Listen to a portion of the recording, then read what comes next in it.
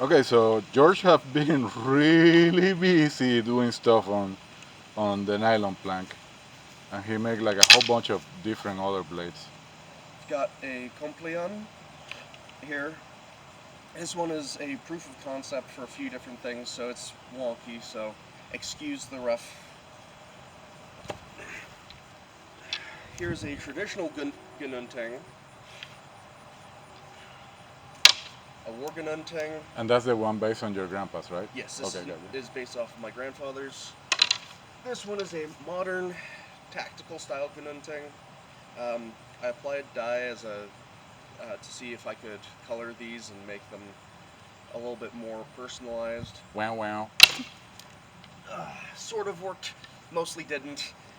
And then my Chris or Karis or Kalis, depending on how you want to pronounce it. And then this little choppy blade. So that has been what I have been up to. Let's let's see how they beat stuff up. Oh. Yeah, use the tire. You don't want to damage them.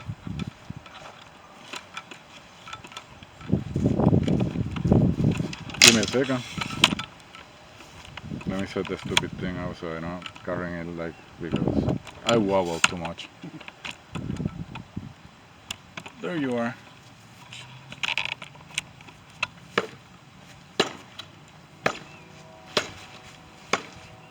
Don't be shy. Go two-handed. I will. I just wanted to see how it handles one-handed. It's barely flexing. Yep, I like that.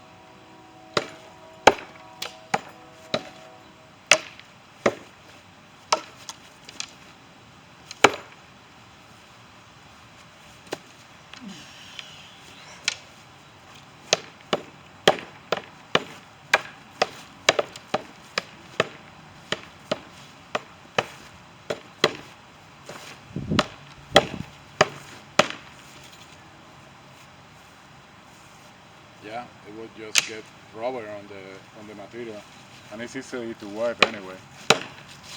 I think that's one of the reasons they start using that material. It's cheap, it's accessible. I haven't checked the place. I think they sell those, but eventually we'll get there. We can get them on Home Depot too, right? Home Depot and Lowe's will sell you a big old sheet. I think it was, well, they'll sell you a big old sheet for about $100.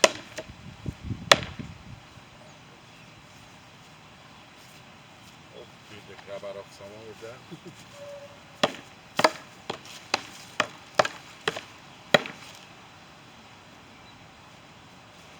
Really happy with how these have turned out. Are you making templates so you can reproduce them? These are my templates. This one's a production. Don't really hold on to like Are you good to schematics. with the? Yeah, I will. I will. What I will do is, well, I like fish. So this is my template. I will get like cardboard, cut it up, and I got a template just in case it gets lost or breaks. If it gets burned, that's not the way you're gonna destroy. Well, I also You have have a the original. that's the so for example this one and the template helps you visualize better how much material you need and everything.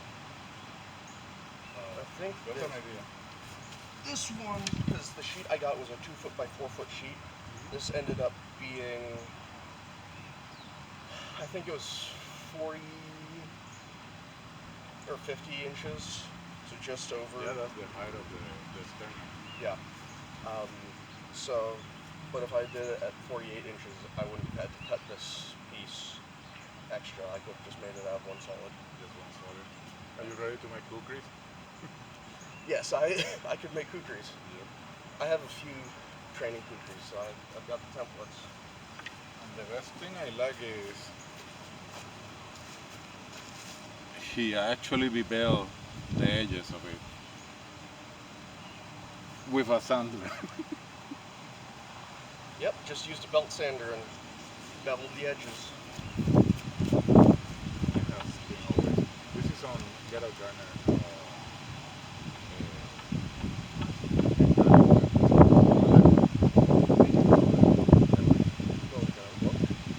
There is a guy that he worked on the colony.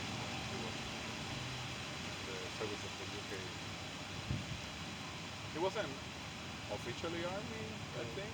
Maybe he was an officer, but he was I think he was working more like a civilian. So he started like documenting all the weapons and stuff like that. There is like a model of it. You can get it on Amazon. I'll have to look at it. Yeah, no, that just one of the Moro weapons, a few different Moro weapons. The other parts of the island. So you've got the Moros, which are the southern Philippines, you've got the Leyte, which is the mid-Philippines, and you've got the northern Philippines or Visayas region. And so the Visayas, Which are nasty. Moro. Moro is where the Chris, the Companion, and this come from. Leyte will be where you get your gunting, your Taliban, nice weapons, but they're also used for a lot of... Taliban the weapon. Yes, the weapons. The weapons are, they're nice, but they are also multifunctional for like both fighting and working through the jungle. In Moro areas, you see very specific, like that, and this, very specific to fighting, and then more utilitarian blades like this for carving through the jungle, and you have those two separate. Where the Muslims from the Moro. Moro area came, like from the Turkish Empire or somewhere else? Turkic areas. Yeah, that looks like something the Turkish will do. And then the Leyte area, a lot of this type of, at least from what I've seen, much more slender, much more, more slender, more finesse type weapons. What about Bisaya? Bisaya, that's where you get, The good stuff. yeah, Gununting, Taliban, which is a Gununting, but instead of curving They're down, it more curves like back up. practical in their approach, right? Yeah, that's good. Not like yes,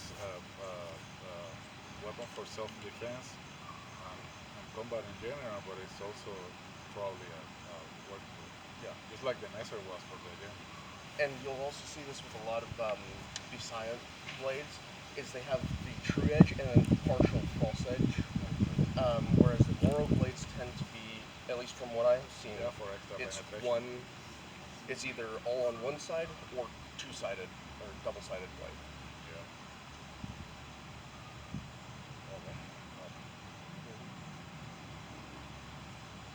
How many tries to get here? To get there, two. There was only one before, and the reason I had to restart was the handle broke. I made it too thin. Oh yeah, you have to be careful with that.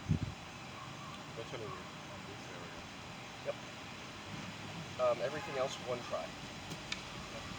Once I learned the tolerances of them, it was really easy to just continue. Have you thought of any pricing if you will like sell them? Yeah. Probably Something like this. something like this. Final product. A final product, I'd probably sell it at 40. Oh, that's super accessible. 40 maybe. Yeah, super accessible. Yeah, 40, maybe 50. For like a plain model, I'd say probably 40. But if someone wanted it like custom to their size and everything, then closer to 50. And then you're getting your share of the materials to put in. Right? Yep. Yeah, don't sell too cheap. Sell cheap to friends. Yeah, and then